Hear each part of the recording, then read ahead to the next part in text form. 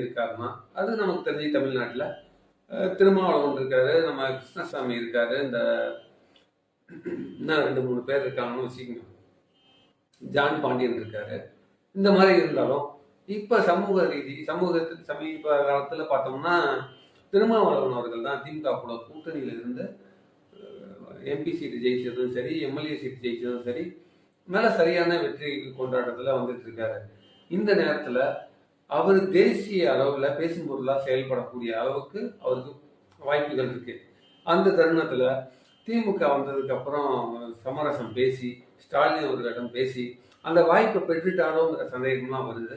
ஏன்னா ஏன் இதை நம்ம ஒரு முதலமைச்சர் ஆக போறாரு அப்படின்லாம் சொன்னோம் அப்படின்னா, கண்டிப்பா சொல்றேன், இவங்க போனோம்னா மாநாடு மது ஒழிப்புன்னு சொல்றாரு, திமுகவை கூப்பிடுறாரு, அவங்க வரேன்னு சொல்றாங்க, திமுக